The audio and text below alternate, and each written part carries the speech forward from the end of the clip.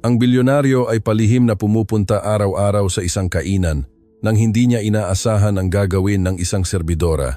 Ang mesa na ito ay reserbado, sabi ng hostess nang hindi man lang siya tiningnan. Tumigil ang lalaki. Ito ang pangatlong beses na pumunta siya sa ang teres ni Carmen at pangatlong beses na sinabihan siya ng ganoon. Itinuro niya ang maliit na mesa sa tabi ng bintana, iyong laging bakante sa oras na iyon. Hindi, ang mesa na iyon ay hindi kailanman nirereserba. Magsasalita sana ang hostess, ngunit mula sa kusina ay lumabas si Paulina Salvador na may dalang tray. Nakita niya ang lalaki. Nakita rin niya ang tingin ng hostess at naunawaan ang lahat sa loob lamang ng 2 segundo. Ako na po ang ayong sa kanya, sabi ni Paulina sabay baba ng tray. Halika po, Ginoo. Inihatid niya ito sa mesa sa tabi ng bintana. Inayos ang upuan, inilagay ang menu sa harapan niya nang hindi ipinaparamdam na may utang na loob ito. Kukuha po ako ng tubig habang nagdedesisyon kayo. Dahan-dahan itong tumango. Arturo Valenzuela ang pangalan ng lalaki. Walang sinuman sa kainan ang nakakaalam. Tuwing umaga ay dumarating siya na may suot na lumang Amerikana, kupas na sapatos, at lakad ng taong may dinadalang pasan ng mga taon sa kanyang mga buto. Laging pareho ang order niya. Itim na kape, tostada na may kamatis, at isang baso ng plain na tubig. Nagbabayad siya ng cash, hindi nakikipag-usap sa sinuman. Si Paulina ang nag-asikaso sa kanya mula pa noong unang araw, halos 1 taon na ngayon, hindi dahil sa obligasyon, kundi dahil sa isang bagay na hindi niya maipaliwanag ng lubusan. Mag-isa itong dumarating, mag-isang umuuwi, at hindi kailanman humihingi ng anuman na wala sa menu. Ngunit mayroon itong paraan ng pagtingin sa kape kapag inilalapag sa harap niya, na parabang ang sandaling iyon ang tanging magandang bagay sa araw na iyon. Sapat na iyon kay Paulina upang tratuhin ito ng mabuti. Ang hostess, isang babaeng nagngangalang Connie na 4 na taon nang nagtatrabaho sa kainan, ay hindi maunawaan kung bakit nag-aaksaya ng oras si Paulina. Isang matandang lalaki lang yan na nagiiwan ng ilabintitip, sabi ni Connie isang hapon habang nililigpit nila ang mga mesa pagkatapos ng shift, hindi sulit. Ayos lang sa akin, sagot ni Paulina nang hindi lumilingon. Ikaw talaga, bulong ni Connie. Nagsisikap ka para sa isang taong hindi ka naman pasasalamatan. Hindi sumagot si Paulina. Matagal na niyang natutunan na ang pagpapaliwanag kung bakit niya ginagawa ang mga bagay ay nagbibigay lamang ng mas maraming argumento sa isang taong nagpasya nang hindi umunawa. Ang hindi alam ni Connie, ang hindi alam ng sino man sa ang teres ni Carmen, ay may narinig si Paulina nang hindi sinasadya 3 linggo na ang nakakaraan, Martes noon. Halos walang tao sa kainan bandang 10:00 ng umaga. In-order ni Arturo ang kanyang karaniwang kape at nakaupo siya na may hawak na telepono sa tainga, nagsasalita ng pabulong. Lumapit si Paulina para kunin ang walang laman na tasa at isang pangungusap lamang ang narinig niya bago lumayo. Doktor, alam ko na ang sinabi mo. Walang asukal, walang asin. Naiintindihan ko, iyon lang. Nang gabing iyon, nang dumating si Arturo para sa almusal kinabukasan, inilapag ni Paulina sa harap niya ang karaniwang kape. Ngunit naglagay din siya ng tsaa ng chamomile na walang asukal sa isang hiwalay na tasa na may maliit na sulat kamay na nakasulat para sa sinumang nangangailangan. Tiningnan siya ni Arturo. Nakatalikod na si Paulina. Mula ng araw na iyon, ang tsaa ay lumilitaw tuwing umaga nang hindi niya hinihingi. Nang hindi binabanggit ni Paulina, ito ay simpleng bahagi na ng almusal na parabang laging nandoon. Hindi kailanman nagsalita si Arturo. Ngunit napansin ni Paulina na nagsimula itong mag-iwan ng E100 tip at pagkatapos ay E100. At isang umaga ay may nakita siyang nakatuping papel sa ilalim ng tasa na may isang linya lamang na nakasulat. Salamat sa pag-alala sa mga nakalimutan ng iba. Binasa iyon ni Paulina sa kusina ng mag-isa. Maingat niya itong tinupi, inilagay sa bulsa ng kanyang apron. Hindi niya ipinakita sa sinuman. Sa linggo ring iyon, tumawag ang kanyang kapatid na si Danica mula Baguio. Nasa 3 taon siya ng medisina. Tumatawag siya tuwing linggo nang walang palya, ngunit sa Martes na iyon ay iba. Paulina, hindi ko na yata kaya, sabi ni Danica na may tensyon sa boss. Tumataas ang renta. Hindi ako makapagtrabaho dahil sa praktikum ko. Kung hindi ako makakakuha ng pera sa buwan na ito, kailangan kong umutang. Isinara ni Paulina ang pinto ng service room upang walang makarinig sa kanya. Huwag kang mangutang, ako ang bahala. Hindi mo kayang magbayad mag-isa. Napag-usapan na natin ito, Danny. Mag-aral ka lang, iyan lang ang kailangan mong gawin. Nang ibaba niya ang telepono, Nanatili si Paulina na nakaupo sa isang kahon ng soft drinks na nakapikit ang mga mata. 2 taon na siyang nagda-double shift tuwing weekend para matapos ni Danica ang kanyang kurso. 2 taon na siyang nagkukuwenta hanggang sa sentimo. 2 taon na siyang hindi nagbabakasyon, hindi bumibili ng damit na hindi kailangan, hindi lumalabas maliban kung sobra ang pera na halos hindi kailanman nangyayari. Hindi niya ito sinabi sa sino man sa kainan. Ang mga personal na bagay ay nananatili sa bahay. Kinabukasan, Miyerkules ng umaga, hindi dumating si Arturo. Napansin ito ni Paulina bandang 7:15. Inihanda pa rin niya ang tsaa at inilagay itong handa. Bandang 8:00, bakante pa rin ang mesa sa tabi ng bintana. Bandang 8:30, lumabas ang kusinero, isang lalaking nagngangalang Marco, mula sa kusina na may kakaibang ekspresyon. Paulina, may naghahanap sa iyo sa pinto. Hindi ito isang customer, kundi isang lalaking nakasuit na may folder sa ilalim ng braso at isang card sa kamay. Sa likod niya, sa bangketa, ay may 2 lalaki pa. Pare-pareho ang kanilang tindig, tuwid, tahimik, sanay. Paulina Salvador. Ako po, sagot niya, habang pinupunasan ang kanyang mga kamay sa apron. Ako po si Nicolas Fernandez. Personal na abogado po ako ni Ginoong Arturo Valenzuela.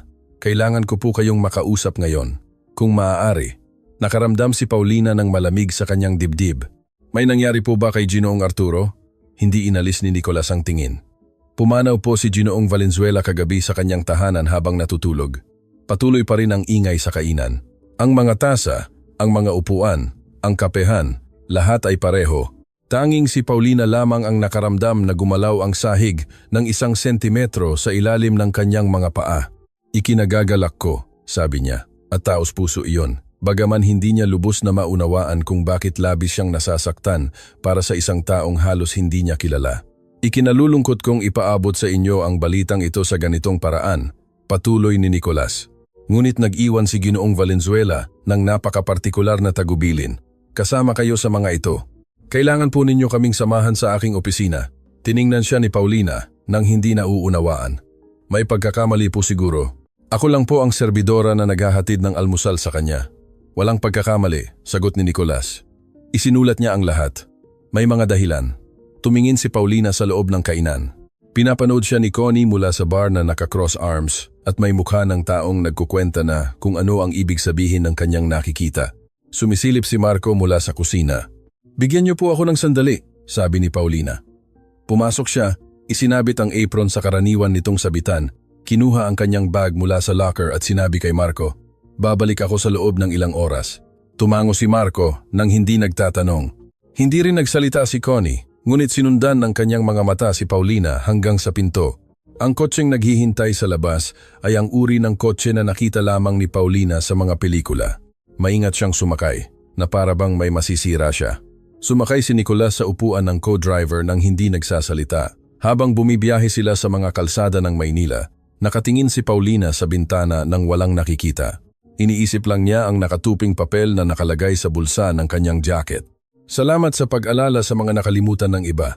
Hindi pa niya alam na ang pangungusap na iyon ay simula pa lamang ng isang bagay na mas malaki kaysa sa kanya.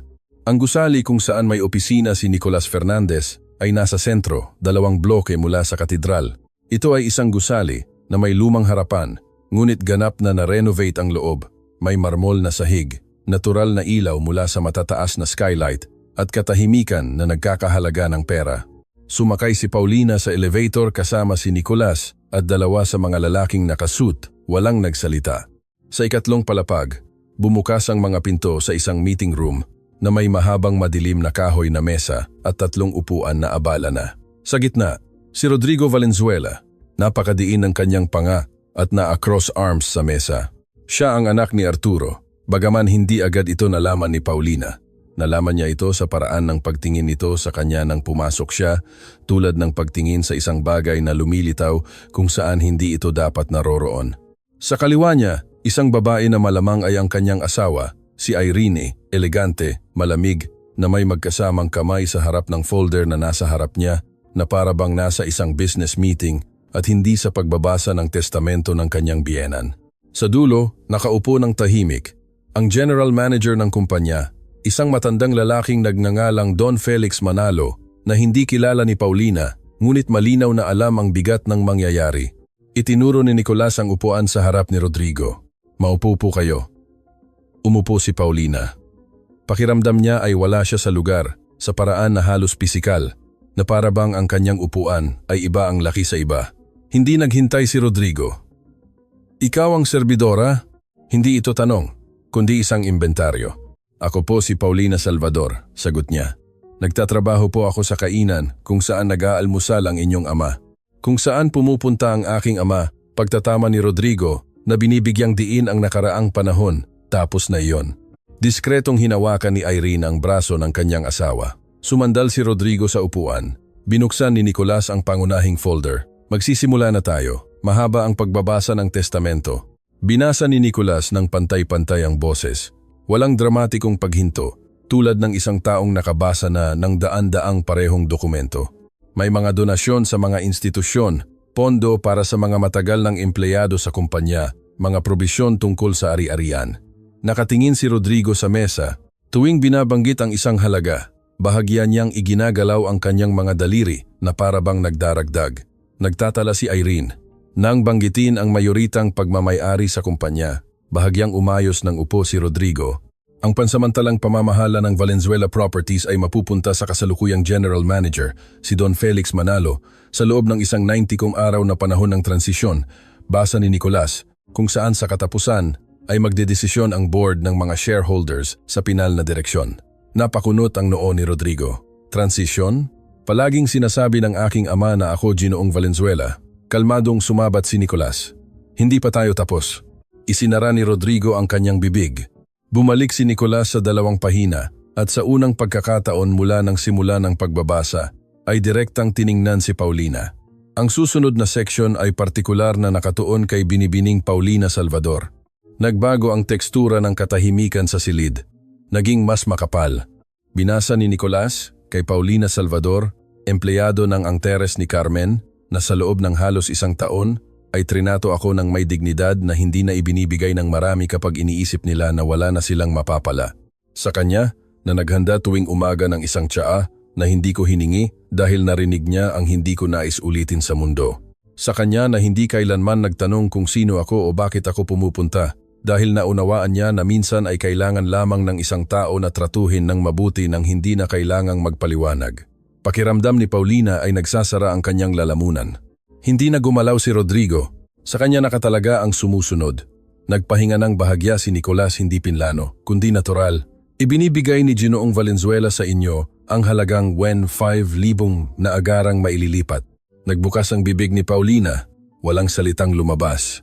Bukod pa rito, patuloy ni Nicolas ang kainan na ang terrace ni Carmen na binili ni Ginoong Valenzuela 7 buwan na ang nakakaraan sa pamamagitan ng isang instrumental na kumpanya ay napupunta sa inyong pag-aari. Tumayo si Rodrigo.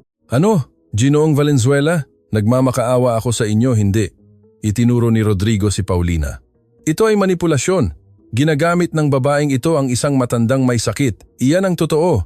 Hindi na siya pinigilan ni Irene sa pagkakataong ito. Hindi gumalaw si Paulina. Nakapatong ang kanyang mga kamay sa kanyang mga tuhod at tinitingnan si Rodrigo ng may kalmado na hindi pinilit, kundi simpleng kalmado ng isang taong walang itinatago.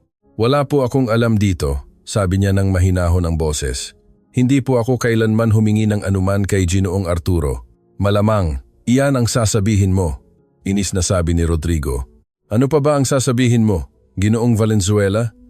Sabi ni Nicolas, nang may matinding tono na humati sa hangin.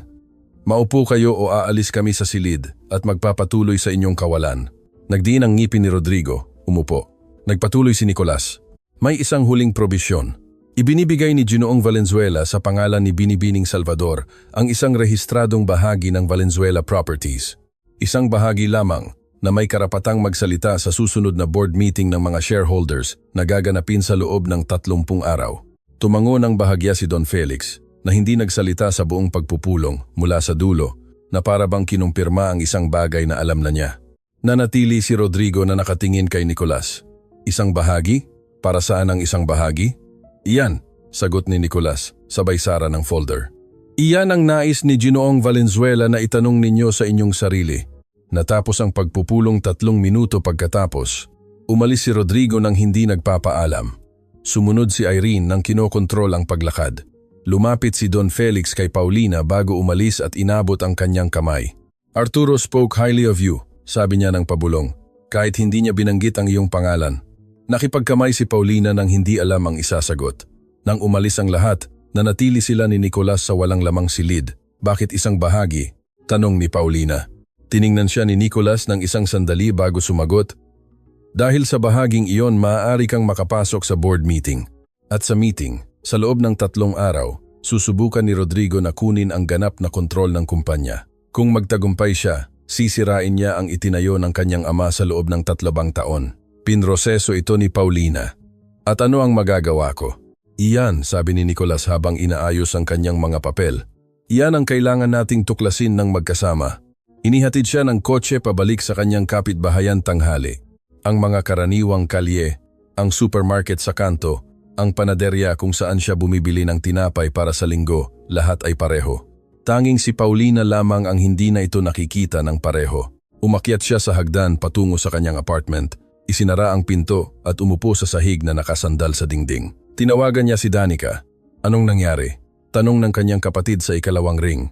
Palagi niyang alam kapag may nangyari. Walang masama, sabi ni Paulina. Dani, makakapagpatuloy ka sa pag-aaral. Huwag mo nang isipin iyon, may katahimikan. Paulina, seryoso, ayos na. Ikwento mo sa akin ang tungkol sa praktikum mo. Wala na siyang sinabing iba.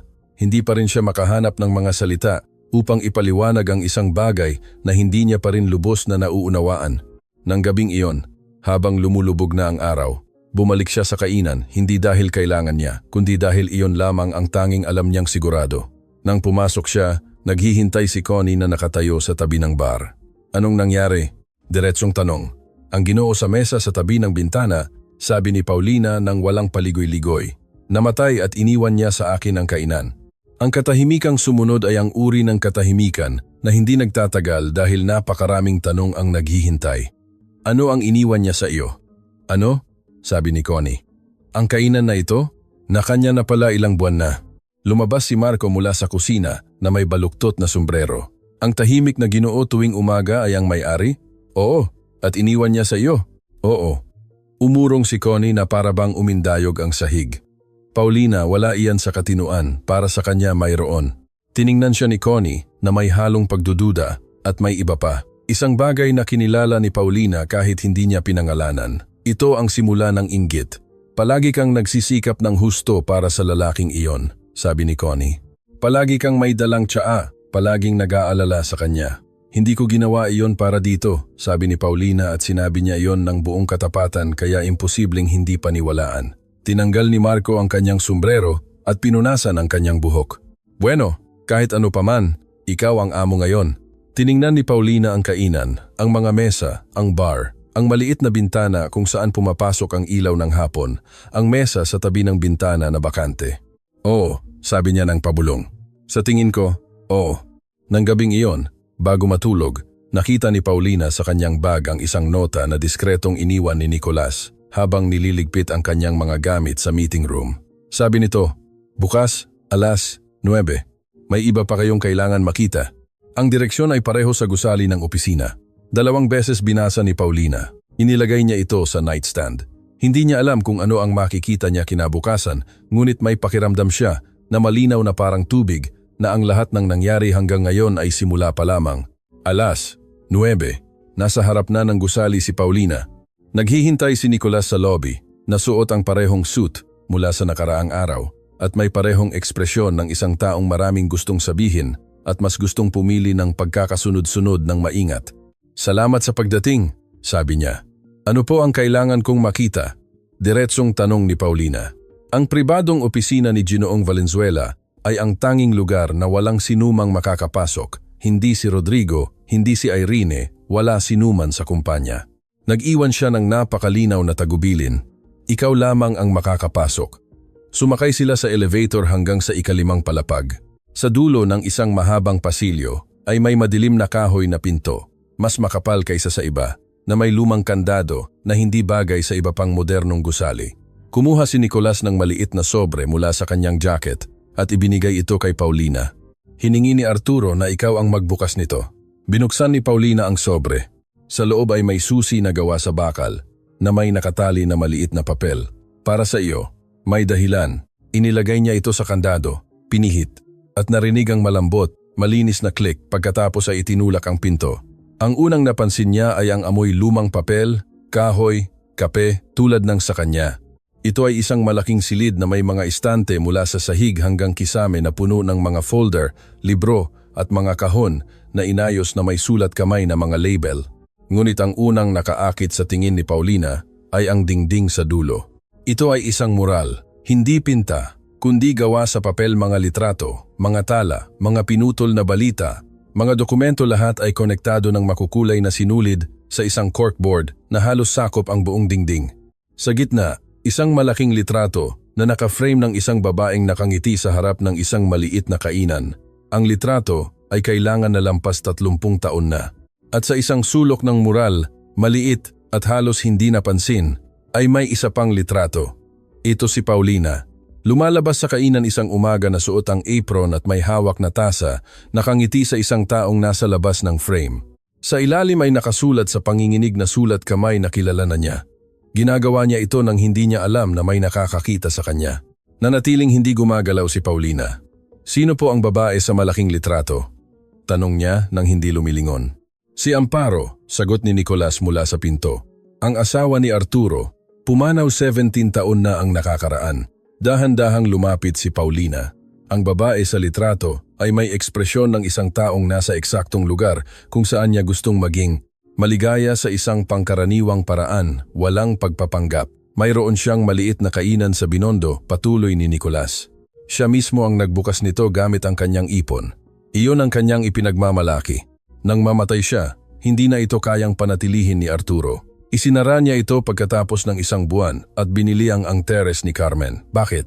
Dahil ipinaalala nito sa kanya si Amparo, dahil sa pagkakaayos ng lugar, dahil sa ilaw ng umaga, at dahil isang araw ay pumasok siya, umorder ng kape, at binigyan mo siya ng tsaa nang wala siyang sinasabi. Pumikit si Paulina ng isang sandali. Wala po akong ginawa para sa anuman. Narinig ko lang po siyang kausap ang doktor at naisip kong makakatulong ako nang hindi siya iniistorbo. Alam ko, sabi ni Nicolas. Kaya mo iyon ginawa at kaya kanya pinili. Sinuri ni Paulina ang mural gamit ang kanyang mga mata.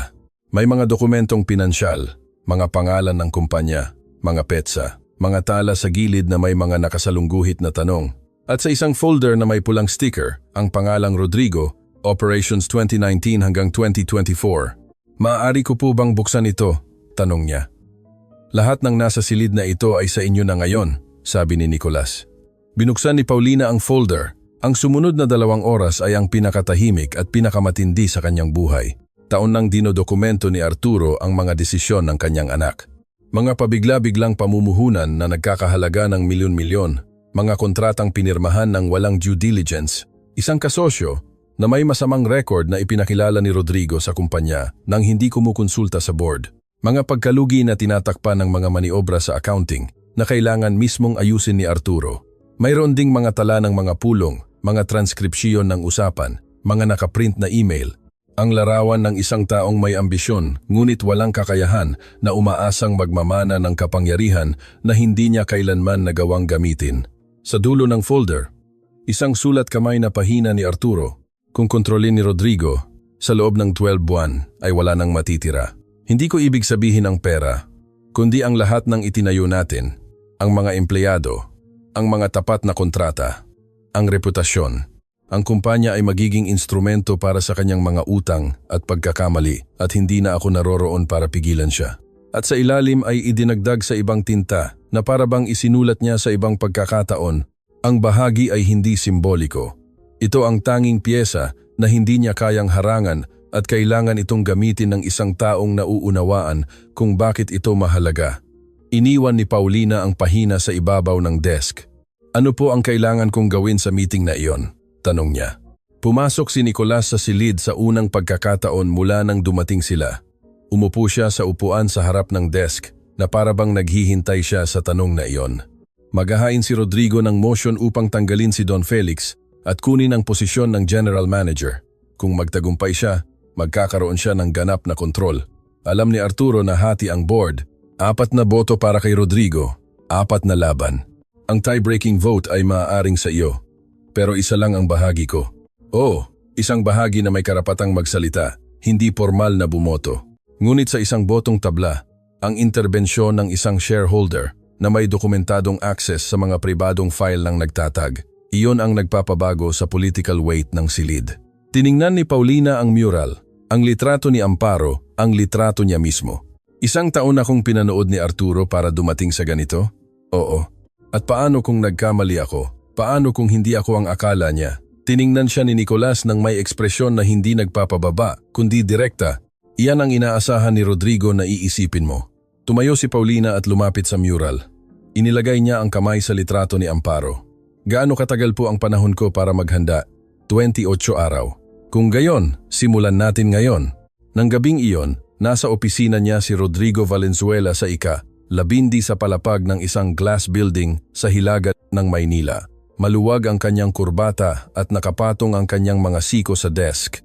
Sa harap niya, ang kanyang personal na abogado, isang batang lalaki na nagngangalang Saul Ramos. Gaano katibay ang testamento? Tanong ni Rodrigo. Matibay, sagot ni Saul nang may pag-iingat ng isang taong alam na hindi magugustuhan ng kliyente ang sagot. Napakamaingat ni Fernandez, walang malinaw na legal na butas, at ang bahagi ay valid. May ganap na karapatan si Arturo na ilipat ito sa sinuman na nais niya. Tumayo si Rodrigo at lumapit sa bintana. Isang serbidora na may bahagi sa isang ieto 25 bilyong piso na kumpanya, sabi niya. Nabaliw ang aking ama sa huli. O napakakalkulado, sabi ni Saul. Depende sa kung paano mo titingnan. Lumingon si Rodrigo. Ano ang alam mo tungkol sa kanya? Binuksan ni Saul ang kanyang tablet. Paulina Salvador. 4 na taon nang nagtatrabaho sa ang teres ni Carmen. Walang pag-aaral sa universidad, walang mahalagang kasaysayan sa pananalapi. May kapatid na nag-aaral ng medisina sa Baguio na siya lamang ang nagpopondo. Wala nang iba pa, malinis. Walang magagamit. Hinampas ni Rodrigo ang desk gamit ang kanyang mga buko. Laging mayroong anuman. Rodrigo, hanapin mo o gumawa ka. Dahan-dahang isinara ni Saul ang tablet. May mga panganib iyan. Lahat ay may panganib. Sagot ni Rodrigo. Ang pagkakaiba ay kung sino ang mas mahusay na namamahala sa mga ito. At ako ay namamahala sa kumpanyang ito sa anino sa loob ng 10 taon habang nagpapanggap ang aking ama na hindi niya ako kailangan. Umupo siya muli. Hindi ko hahayaan na kunin ng isang estranghero ang nararapat sa akin. Ayusin mo. Samantala, sa pribadong opisina, 3 oras nang sinusuri ni na Paulina at Nicolas ang mga dokumento, ipinapaliwanag ni Nicolas ang istruktura ng kumpanya. Ang mga grupo ng shareholders, ang mga kakampi ni Rodrigo sa board, ang mga maaaring lumipat ng panig kung bibigyan sila ng sapat na impormasyon. Nakikinig si Paulina, nagtatanong. Nagtatala sa isang maliit na notebook na nakita niya sa drawer ng desk ni Arturo. Ito ang parehong masikip na sulat kamay ng mga tala sa mural. Ginamit din ni Arturo ang notebook na ito? Tanong niya. Malamang, sabi ni Nicolas. Isinara ni Paulina ito at inilagay sa ibabaw ng desk. Ilan sa mga shareholders ang nakakakilala sa akin? Wala. Para sa kanila, ikaw ang pangalan ng isang hindi pangkaraniwang sugnay sa testamento. Mabuti, sabi ni Paulina. Dahil kung kilala nila ako, kumampi na sila. Tiningnan siya ni Nicolas. Paano mo masasabi na mas madaling kumbinsihin ang isang taong walang pagtatangi kaysa sa isang taong nagpasya na kung ano ang iniisip niya? Pupunta ako sa meeting na yon bilang ako, walang titulo, walang karanasan, walang apelido. At magsasalita ako tungkol sa kung ano ang mayroon ako. Ang iniwan ni Arturo sa akin sa silid na iyon. Sandaling hindi sumagot si Nicolas. May sinabi si Arturo na katulad nito tungkol sa iyo sa kanyang mga tala. Ano ang sinabi niya? Na ang tanging tunay na bentahe sa negosyo ay ang hindi kayang kopyahin ng iba. Hindi sumagot si Paulina. Binuksan lang niya muli ang folder na may pulang sticker. Marami pa siyang babasahin. Pagkalipas ng 2 araw, dumating ang unang atake ni Rodrigo. Nakita ito ni Paulina nang magpadala sa kanya si Marco ng mensahe kinaumagahan. Nakita mo na ba ito? Ito ay isang link sa isang lokal na portal ng balita. Ang headline ay nagsasabing, Sino si Paulina Salvador? Ang babaeng kumita ng milyon-milyon malapit sa nagtatag ng Valenzuela Properties sa huling buwan nito. Hindi direktang inakusahan ng artikulo, mas matalino ito. Inilarawan nito ang mana, binanggit na siya ay isang serbidora na walang kaalaman sa negosyo. At pagkatapos ay binanggit ang mga pinagmulan na malapit sa pamilya na nagpahayag ng pag-aalala kung naimpluwensyahan ang nagtatag sa isang sandali ng kahinaan. Walang konkretong ebidensya, hindi na kailangan. Ito ang uri ng artikulo na walang sinasabi ngunit lahat ay ipinahihiwatig. Binasa ni Paulina ang artikulo ng 3 beses sa kusina ng kainan na may kape sa kamay. Pumasok si Connie na may dalang pahayagan na iniwan ng isang tao sa isa sa mga mesa. Nasa lahat ng dako, sabi ni Connie. Nakita ko na. At wala. Inilagay ni Paulina ang telepono ng nakaharap. May mga mesa na kailangang asikasuhin. Pinanood siya ni Connie ng isang sandali. Alam mo, nang sinabi mong ikaw ang may-ari, akala ko aalis ka na hindi ka nababalik dito. Bakit ako aalis? Dahil may pera ka na ngayon. Dahil hindi mo na kailangang gawin ito. Tiningnan siya ni Paulina. Ang kainan na ito ang paboritong lugar ni Arturo sa mundo. Hindi ko ito hahayaang bumagsak dahil lang sa lumabas ang isang masamang artikulo sa internet. Hindi sumagot si Connie, ngunit sa natitirang bahagi ng shift, sa unang pagkakataon sa loob ng 4 na taon, wala siyang ginawang komento. Nang gabing iyon, pumunta si Paulina sa opisina.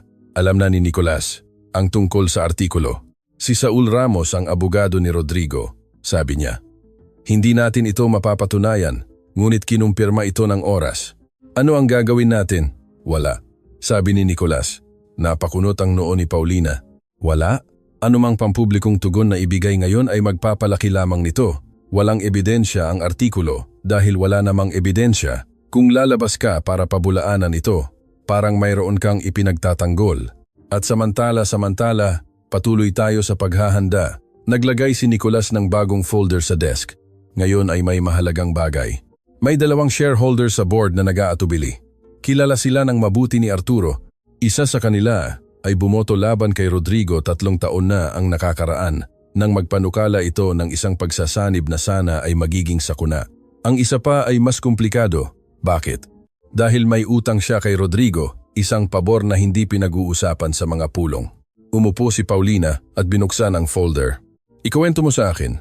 Sa kainan samantala may nagbabago ng tahimik. Si Lourdes, ang veteranang serbidora na 11 taon nang nagtatrabaho sa ang teres ni Carmen, ay hanggang sa sandaling iyon ay tahimik at medyo mailap, hindi galit tulad ni Connie kundi may pagkareserba, iyong uri ng pagkareserba ng isang taong nakakita na ng napakaraming pagbabago at hindi na madaling mag-enthusiastic. Nang gabing iyon, habang tinatapos ni Paulina ang shift, lumapit si Lourdes. May 1 minuto ka. Tumango si Paulina. Umupo sila sa mesa sa sulok, malayo sa mga customer. Kilala ko si Amparo, sabi ni Lourdes nang walang paunang salita. Hindi gumalaw si Paulina, ang asawa ni Arturo. Oo, isinandal ni Lourdes ang kanyang mga siko sa mesa. Nagtatrabaho ako sa kanyang kainan sa Binondo Bani 2 taon na ang nakakaraan. Maliit siyang babae, napakaseryoso sa negosyo, ngunit napakabait sa mga gusto niya. 17 taong gulang pa lang ako noon. Tinuruan niya ako kung paano magsilbi ng maayos. Bakit hindi mo sinabi dati? Dahil hindi ko ito kuwento para ikuwento. Tumingin si Lourdes sa mesa sa tabi ng bintana. Nang magsimulang pumunta rito ang lalaking iyon tuwing umaga, ilang linggo ko siyang hindi nakilala. Matanda na si Arturo, ngunit nang makita ko siya, nang malapitan, alam kong siya nga iyon. Binati mo siya? Hindi niya ako nakilala o hindi niya gusto na kilalanin ko siya. At ikaw lang ang turing sa kanya tulad ng pagtrato ni Amparo sa sinumang customer. Nang maingat, nang walang pag-aaksaya, hindi nagsalita si Paulina. Ang artikulo kahapon ay kasinungalingan, patuloy ni Lourdes. Nandito ako araw-araw. Wala ka kailanman hiningi sa kanya, wala kang kailanman ipinahiwatig sa kanya, hindi ka kailanman lumapit ng higit sa kinakailangan. Kung may kailangang magsabi, sasabihin ko. Sasabihin mo sa publiko? Tiningnan siya ni Lourdes. Kung kailangan. Oo, dahan-dahang tumango si Paulina. Baka kailanganin. Ang mga sumunod na araw ay isang halo ng iba't ibang ritmo na natutunan ni Paulina na hawakan. Ang mga umaga sa kainan, kung saan nagsimula siyang gumawa ng maliliit na desisyon sa pamamahala ng may higit na kumpiyansa, ang mga hapon sa opisina kasama si Nicolas. Natututo ang arkitektura ng kumpanya na itinayo ni Arturo sa loob ng 40 taon. At ang mga gabi na nagbabasa ng mag-isa sa opisina, napapalibutan ng tahimik na presensya ng taong iyon na nagtiwala sa kanya ng hindi sinasabi. Sa isa sa mga gabing iyon, nakita niya ang isang kakaibang kuwaderno. Hindi ito para sa trabaho, kundi personal. Binuksan niya ito ng maingat, na para bang masisira. Ang unang pahina ay nagsasabing sa masikip na sulat kamay ni Arturo, sabi ni Amparo, Ang isang magandang negosyo ay tulad ng isang magandang kainan. Kung ang mga taong nagtatrabaho sa loob ay maayos ang trato, napapansin ito ng mga customer kahit hindi nila alam kung bakit. Nagtagal ako ng 20 taon na iniisip na iyon ay romantismo. Pagkatapos ay nakita ko kung paano pinamunuan ng aking anak ang mga tao at naunawaan ko na tama si Amparo sa lahat. 2 beses binasa ni Paulina, nagpatuloy sa pagtingin. May mga pagmumuni-muni, mga tanong na walang sagot, mga listahan ng pangalan na may maiikling komento sa tabi. Sa isang pahina, isang anotasyon na malamang ay kamakailan lamang dahil sa kulay ng tinta. Paulina, mesa sa tabi ng bintana. Wala siyang tinanong sa akin, binigyan lang niya ako ng kailangan ko. Ilang linggo ko nang iniisip kung kailan ang huling beses na may gumawa niyan, at sa ibaba, kung may sapat pa akong oras, kailangan kong may gawin tungkol dito. Isinara ni Paulina ang kwaderno. Nanatili siyang nakaupo sa katahimikan ng opisina na nakapatong ang kamay sa takip. Hindi niya lubos na alam kung ano ang nararamdaman niya. Hindi ito kalungkutan. Ito ay mas malapit sa bigat ng pagkakapili para sa isang dahilan na hindi mo hiniling at, gayunpaman, kinikilala mo bilang totoo. Kinabukasan, ang pangalawang atake ni Rodrigo ay dumating ng mas direkta. Binubuksan pa lang ni Paulina ang kainan nang dumating siya. Mag-isa, walang Irene, walang Saul, na nakalagay ang mga kamay sa bulsa at ang ngiti na hindi ngiti. Magandang umaga, sabi niya habang pumapasok ng hindi naghihintay. Magbubukas ang kainan sa loob ng 20 minuto, sabi ni Paulina. Hindi ako dumating para mag-almusal. Tumingin si Rodrigo sa paligid nang may mapanuring tingin na ginagamit niya sa lahat. Dumating ako para makipag-usap. Makipag-usap ka sa iyong abogado. Nakausap ko na ang abogado ko. Lumapit si Rodrigo sa bar. Pinahid ang isang daliri sa gilid na may kilos na sinusubukan maging kaswal ngunit hindi. Inaalok kita ng 112 Livingston, cash, mabilis, walang papeles. Kapalit ng pagpirma mo ng paglilipat ng bahagi at pagtalikod sa anumang bahagi ng testamento. Tiningnan siya ni Paulina. Hindi. Napakunot ang noo ni Rodrigo na para bang inaasahan niya ang negosasyon at hindi direktang pagtanggi. Paulina, maging makatwiran ka. Hindi mo alam kung ano ang pamamahala ng isang kumpanya. Wala kang formal na edukasyon, wala kang koneksyon, wala kang karanasan. Pupunta ka sa board meeting na yon at lalamunin ka ng buhay. Maaari, sabi ni Paulina. Ngunit hindi ako pipirma ng anuman. Nagbago ang tono ni Rodrigo. Mas mababa, mas tahimik. Tingnan mo, ayoko itong komplikado, ngunit kung ipagpapatuloy mo ito, kukuwestiyunin ko ang testamento. Maghahain ako ng retroaktibong psychiatric report ng aking ama. Kukuha ako ng mga testigo na magsasabing may kapansanan siya sa pag-iisip sa mga huling buwan at sisiguraduhin kong ang lahat ng lalabas sa media tungkol sa iyo ay sapat na masama para hindi ka na makahanap ng trabaho sa syudad na ito. Tiningnan siya ni Paulina nang hindi gumagalaw. Tapos ka na ba? Napanganga si Rodrigo. Hinihingi ko lang na maging matalino ka. Matalino ang iyong ama, sabi ni Paulina. At 1 buong taon siyang nag-obserba sa akin bago magpasya. Hindi ko iniisip na hihingi ka ng pareho. Nag-iisa at may sakit ang aking ama at naakit sa isang serbidora na tinanggal ang asukal sa kape niya. Naghanda siya ng tsaa, sabi ni Paulina. Walang asukal dahil narinig ko siyang kausap ang kanyang doktor at naisip kong tama iyon. Iyan lang ang ginawa ko. Wala nang iba. Nanatiling tahimik si Rodrigo. Kung mayroon kang legal na dahilan upang kuwestiyunin ang testamento, gawin mo. Karapatan mo iyan. Lumapit si Paulina sa pinto at hinawakan itong bukas. Ngunit huwag ka nang bumalik dito para magbanta. Ito ang aking kainan. Tiningnan siya ni Rodrigo nang mas matagal pa nagtatasa. Pagkatapos ay umalis siya. Nang sumara ang pinto, sumandal si Paulina dito at dahan-dahang huminga. Lumabas si Marco mula sa kusina. Ayos ka lang? Oo, sabi ni Paulina. Maghanda ka ng kape. Magbubukas tayo sa loob ng 10 minuto. Nang gabing iyon, ikinuwento niya kay Nicolas ang nangyari. Nakinig si Nicolas nang hindi sumasabat. Ang banta ng psychiatric report ay isang blip, sabi niya, nang matapos siya. 3 beses nagpatingin si Arturo sa huling 2 taon, lahat sa mga pribadong klinika ng unang linya. Lubos siyang matino. Mayroon tayong mga dokumento at kinokontrol na ng media ang pinsala. Hindi nagkaroon ng epekto ang artikulo kahapon na inaasahan ni Rodrigo. Tiningnan siya ni Nicolas. Ngunit may mas ikinababahala ako. Ano?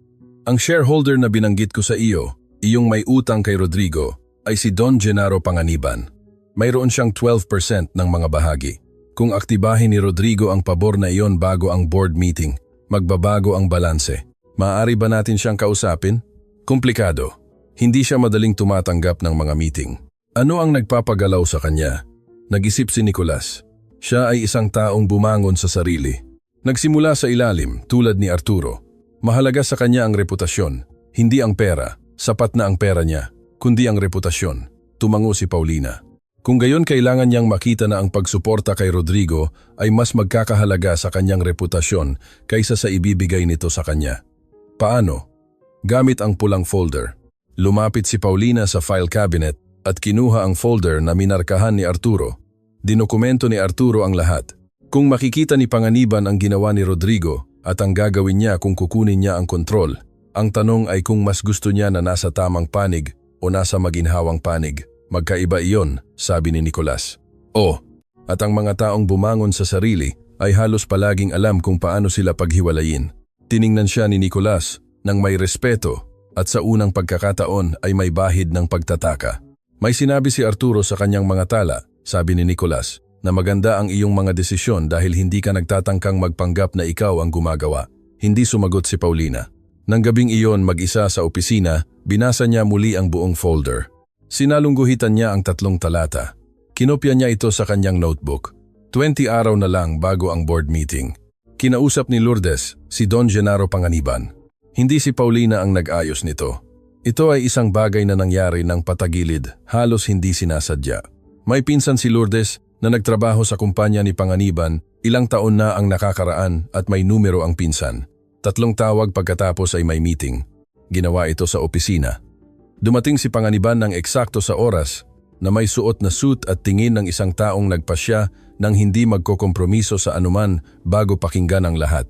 Hindi sinubukan ni Paulina na kumbinsihin siya sa anuman sa unang 10 minuto, ikinuwento lang niya ang nakita niya sa opisina, ipinakita sa kanya ang mga dokumento, ipinaliwanag ang isinulat ni Arturo tungkol sa kinabukasan ng kumpanya at kung kontrolin ni Rodrigo. Nagbasa ng tahimik si Panganiban.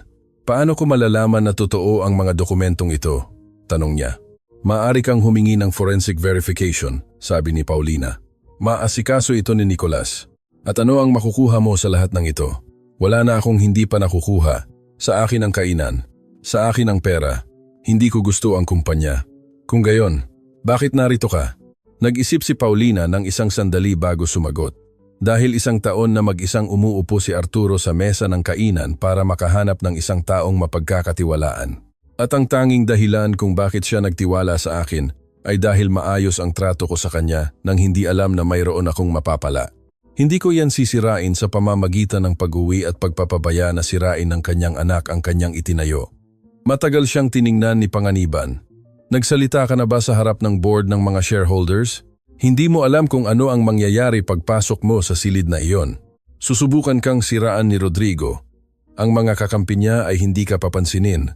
Ang mga nag-aatubili ay magtatasa kung sulit ang pinaniniwalaan ni Arturo na halaga mo.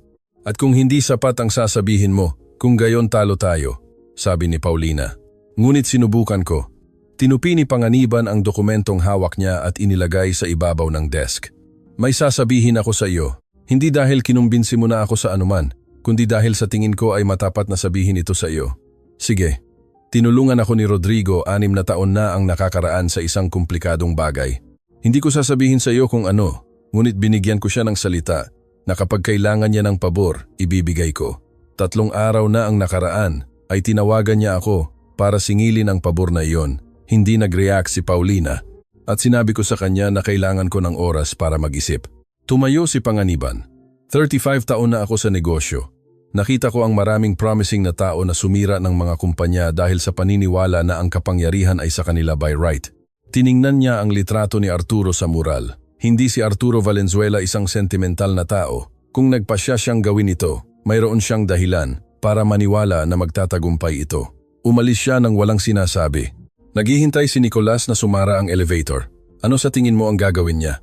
Tanong niya. Hindi ko alam, sabi ni Paulina, ngunit hindi na siya sigurado kung ano ang gagawin niya at sapat na iyon sa ngayon. Sa linggo bago ang board meeting, ginawa ni Rodrigo ang kanyang huling hakbang. Naglabas si Saul ng pangalawang nota sa media, mas agresibo sa pagkakataong ito Binabanggit ang mga hindi pinangalanang pinagmulan sa sektor na naglalarawan kay Paulina bilang isang taong sadyang nagtanim ng relasyon kay Arturo. Kasama rito ang isang litrato niya na pumapasok sa gusali ni Nicolas, kinunan gamit ang telephoto lens. Nang gabing iyon, nagpakita si Lourdes sa tanggapan ng balita ng portal na naglabas ng unang artikulo nang walang abiso, walang appointment, na may sulat kamay na dokumento na naglalaman ng kanyang sariling pahayag bilang direktang testigo sa relasyon nina Paulina at Arturo sa loob ng halos isang taon ng almusal. Hindi inilabas ng portal ang pahayag, ngunit hindi rin nito inilabas ang pangalawang artikulo ni Saul. Galit na tinawagan ni Rodrigo si Saul. Anong nangyari? Na-block, sabi ni Saul. May nakipag-usap sa kanila. Sino? Isa sa mga empleyado ng kainan. Ang pinakamatanda. Hinampas ni Rodrigo ang mesa. Lumalabas na ito sa kontrol. Rodrigo, pinahina ni Saul ang kanyang boses. May sapat kang boto para manalo sa board meeting. 4 na sigurado at si Panganiban. Marahil hindi mo na kailangan ng mas maraming ingay sa media. Marahil hindi sapat, sapat na. Isinara ni Saul ang kanyang folder. Hindi ang board meeting ang problema. Ang problema ay 2 linggo ka nang nakikipaglaban sa isang serbidora at iyan ang nagpapamukha sa iyo na masama sa harap ng board. Hindi sumagot si Rodrigo. Tigilan mo na ang pag-atake sa kanya, sabi ni Saul. Manalo ka sa board meeting. Iyan ang mahalaga.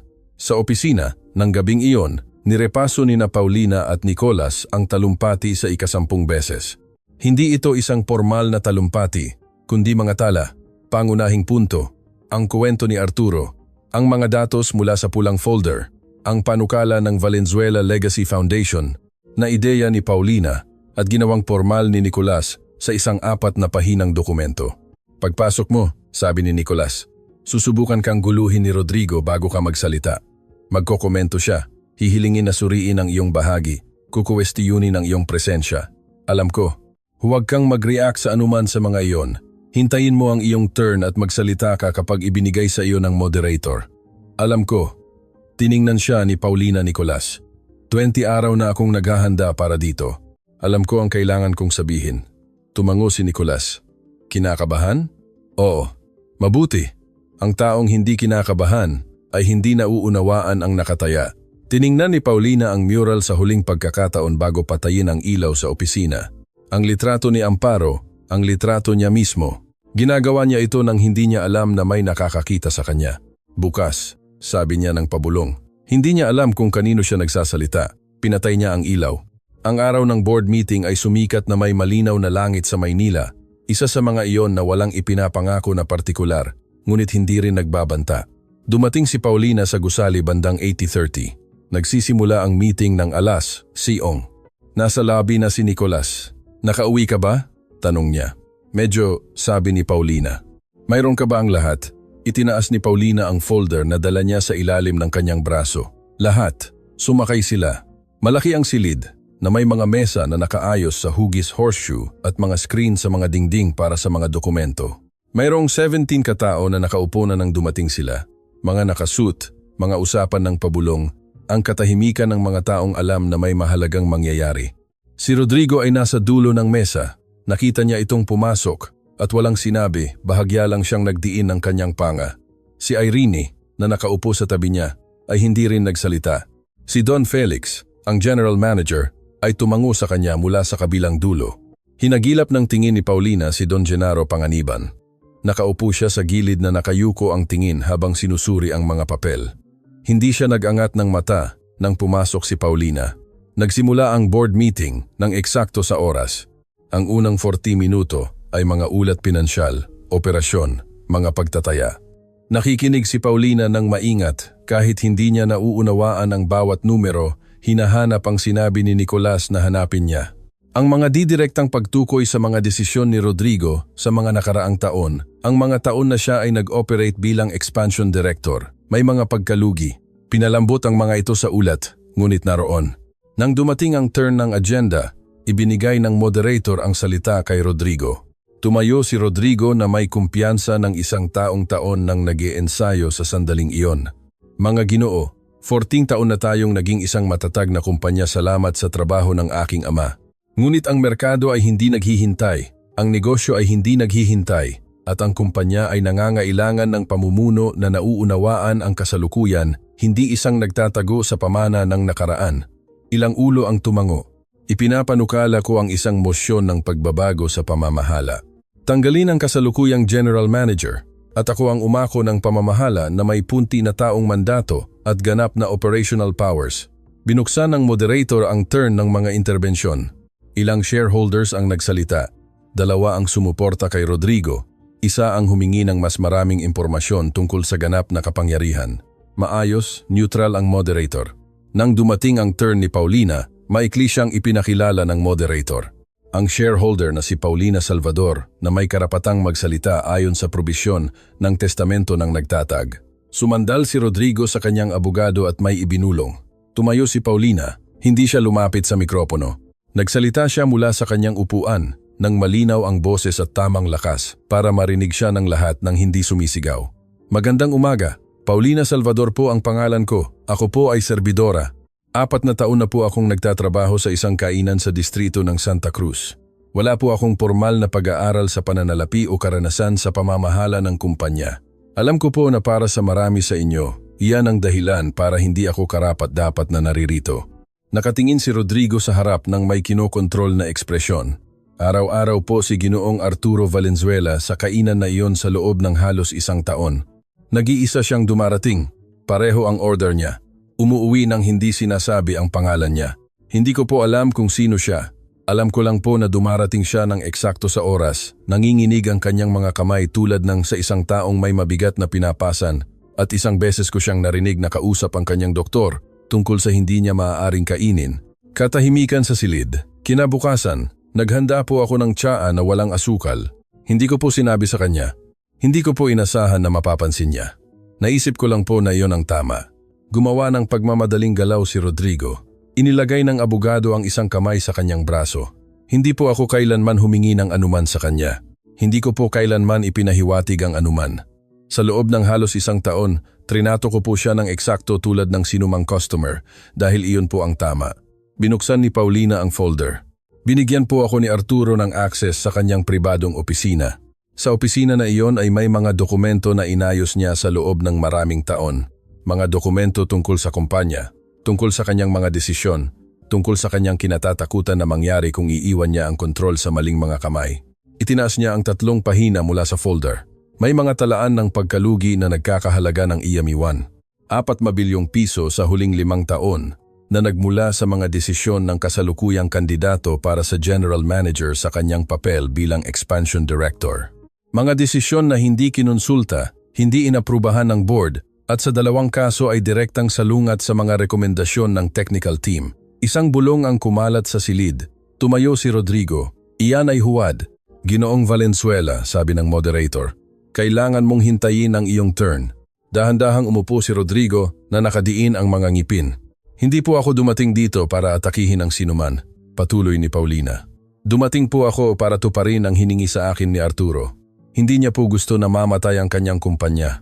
Hindi niya po gusto na ang 40 taon ng trabaho ay maging instrumento para bayaran ang mga utang ng isang taong hindi kailanman inako ang mga bunga ng kanyang mga pagkakamali. Mayroon po akong panukala. Panatilihin natin si Don Felix sa general manager sa buong panahon ng transition. Lumikha tayo ng Valenzuela Legacy Foundation na pinopondohan ng 3% ng taunang kita upang suportahan ang maliliit na negosyo at scholarships para sa pagsasanay at magtatag tayo ng isang protocol ng panlabas na audit para sa lahat ng desisyon sa pagpapalawak na higit sa 250 milyong piso. Isinara ni Paulina ang folder. Hindi po ako pinili ni Arturo dahil ako ang pinakahandang tao. Pinili niya po ako dahil iyon ang tanging lugar kung saan siya trinato ng mabuti nang walang gustong kapalit. At naniniwala po ako na iyan ang eksaktong kailangan ng kumpanyang ito. Mga taong gumagawa ng tama kahit walang mapapala. Umupo siya. Tumagal ang katahimikan ng mga 4 na segundo. Pagkatapos, mula sa gilid ng mesa, nagsimulang pumalakpak si Don Genaro Panganiban, dahan-dahan, walang pagmamadali. 1, 2, 3 palakpak. Sumunod ang iba. Nakatingin si Rodrigo kay Panganiban na gulo ang mukha. Genaro, hindi! Sabi ni Panganiban nang may boses ng isang taong ilang araw nang nag-iisip sa isang salita. Hindi. Binuksan ng moderator ang botohan. Ang mga sumunod na minuto ay ang pinakamahaba sa buhay ni Paulina. Ang mga kamay na itinaas, ang mga boto na nairehistro sa screen, ang mukha ni Irene na unti-unting nawawalan ng kontrolado nitong pagkatao, ang mukha ni Rodrigo na nagsisimulang magmukhang sa isang taong kakatapos lang maunawaan na natalo siya bago matapos ang bilang. Binasa ng moderator ang resulta. Ang mosyon ni Ginoong Rodrigo Valenzuela ay tinanggihan. 9 na boto laban, 7 ang pabor. Ang panukala ng shareholder na si Binibining Salvador ay isa sa ilalim sa formal na pagsusuri ng board. Tumayo si Rodrigo at hindi sinasadyang natumba ang upuan. Hindi gumalaw si Irene. Ito ay isang pagkakamali, sabi ni Rodrigo nang basag ang boses. Pagsisisihan ninyo ang lahat. Tumayo si Don Felix mula sa kabilang dulo. Ginoong Valenzuela, itinayo ng iyong ama ang kumpanyang ito sa loob ng 40 taon ng tapat na trabaho. Ngayon ang kanyang pamana ay protektado. Naniniwala akong iyan ang eksaktong nais niya. Umalis si Rodrigo sa silid nang hindi nagpapaalam. Dahan-dahang kinuha ni Irene ang kanyang mga papel nang may katigasan ng isang taong kinokontrol maging ang pagkatalo.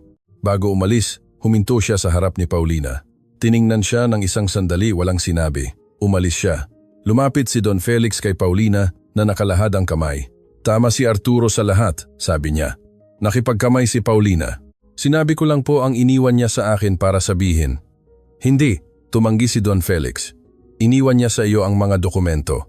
Ang mga salita ay sa iyo. Dumaan si Panganiban sa tabi niya habang papalabas at sinabi ng pabulong nang hindi humihinto. Bayad na ang pabor. Hindi lubos na naunawaan ni Paulina ang tinutukoy niya, ngunit inilista niya ito. Naghihintay si Nicolas sa pasilyo. Ginawa mo, sabi niya. Ginawa natin, sagot ni Paulina. Hindi, tumanggi si Nicolas. Inihanda kita. Ginawa mo. Lumabas sila sa kalye. Ang araw sa Maynila noong Nobyembre ay may partikular na liwanag, mababa, ginto, medyo nakatagilid, na parabang nagpapaalam ang araw ng maingat. Huminto si Paulina sa bangketa. Huminga siya, walang kagalakan. Hindi ito ang uri ng sandali na humihingi ng maingay na pagdiriwang. Ito ay mas malapit sa ginhawa, sa bigat na bumibitaw. Saan ka pupunta ngayon? Tanong ni Nicolas. Sa kainan, sabi ni Paulina. May shift pa sa hapon. Bahagyang tumawa si Nicolas. Totoo. Isa sa iilang narinig ni Paulina mula sa kanya. Talaga. Nang pumasok siya sa kainan, nasa kusina si Marco at nililinis ni Lourdes ang bar sa dulo. Inilalagay ni Connie ang mga upuan para sa shift sa hapon. Sabay-sabay silang nag-angat ng tingin. At? Tanong ni Marco. Isinabit ni Paulina ang kanyang apron. Panalo tayo. Inihagis ni Marco ang kanyang sombrero sa hangin. Pumikit si Lourdes ng isang sandali, na parabang nagtatapos ng isang panalangin. Walang sinabi si Connie, ngunit siya ang unang kumuha ng mga tasa para maghanda ng kape. Ang mga sumunod na buwan ay naiiba sa halos lahat maliban sa esensyal. Ang teres ni Carmen ay maingat na inayos, nang hindi nawawala ang kung ano ang nagpapakilala rito. Moderno ang kusina, pinalitan ang mga mesa, nabalik ang orihinal na kulay ng harapan, ngunit nanatili ang maliit na bintana sa gilid at ganoon din ang mesa na nasa tabi nito. Nagpagawa si Paulina ng isang maliit, diskretong tansong plaka na ikinabit sa gilid ng mesang iyon. Nakasulat dito, ang sulok ni Arturo. Minsan ay binabasa ito ng mga customer at nagtatanong kung sino si Arturo. Laging pareho ang sagot ni Paulina. Isang taong nag-aalmusal dito araw-araw. Nagsimulang gumana ang Valenzuela Legacy Foundation 3 buwan pagkatapos ng board meeting. Walang formal na posisyon si Paulina dito, ngunit bahagi siya ng komite sa pagpili ng mga proyekto. 2 hapon sa isang linggo ang inilalaan niya rito.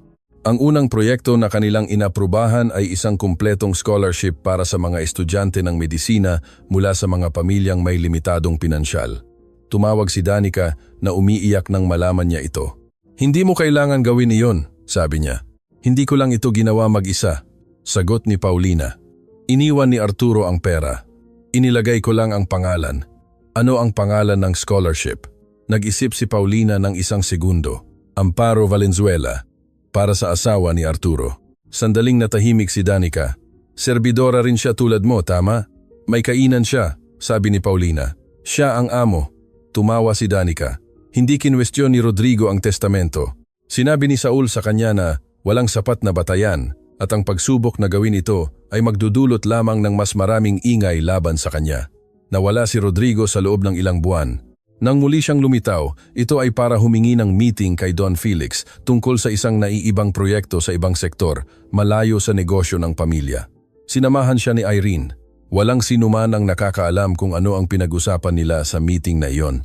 Isang umaga ng Disyembre, maagang dumating si Paulina sa kainan, binuksan ang pinto, sinindihan ang mga ilaw, inihanda ang kapehan, ang karaniwang routine. Ngunit bago dumating ang mga unang customer, umupo siya ng isang sandali sa mesa sa tabi ng bintana.